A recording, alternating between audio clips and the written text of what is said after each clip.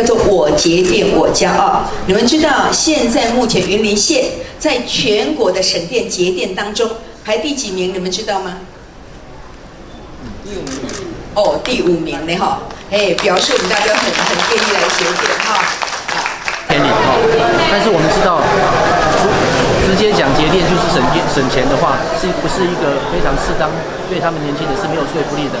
那因此呢，我们结合对不起，那个系友，我们的那个掌中系啊哈，掌中系它的创新，尤其一心阁我们王团长他是一个非常创新的一个团长，因此呢，我们把节电创新的节电跟系友做一个结合所以在今天的这个节目里面呢，来做一个展现，那我们相信呢，会带给观众非常有感，而且非常值得回味的一个快乐时光。我们这次这个台电的这个节电的掌中戏呢，其实我们是想要把这个节电的因为它是很生活化的东西，所以我们希望把它融入到戏曲里面，用一种很生活化的方式下去呈现。那在这个音乐的方面，是因为我们是一心阁有我们很独特的一个特色，就是布袋戏的摇滚音乐剧。我们使用这个布袋戏的摇滚乐团呢，然后搭配这个布袋戏友在台上做一个新的呈现。那再加上这个我们现代剧场的一些表演手法跟这个技术呢，呈现出一个很不一样、很创新的一个布袋戏的表演形式。那我们这次也特别的邀请这个盛竹如主播盛竹如主播来替这个我们剧里面的其中一个角色呢做一个特别的配音。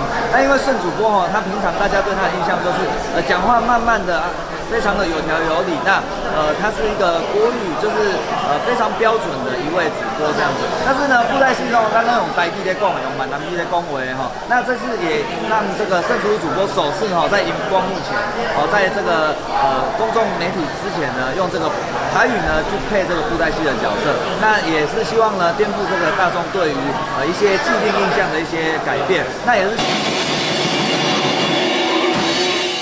哦，夭寿啊！老伙咧困中昼，来雄雄地动，准一个害我老骨头将咧锁起。哦，原来是齐天大圣孙悟空。什么孙悟空？哦，是孙悟空啦！不知大圣爷有何贵干？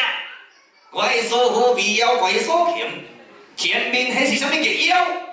禀大圣爷，前面就是盘丝洞，里面住有2只猪。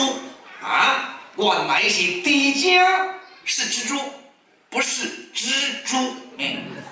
什么的猪啦 ？It's spider，OK？ OK，spider，I see。这只蜘蛛精有什么厉害啊？它会吐丝，刀砍不断，火烧不坏，爱小心最佳的赛。还有，这只蜘蛛很爱干净，每天去前面泡温泉做 SPA。这享受哦，差不多要出来咯。安尼好，安尼我知了，徒弟你先请候诶。好的。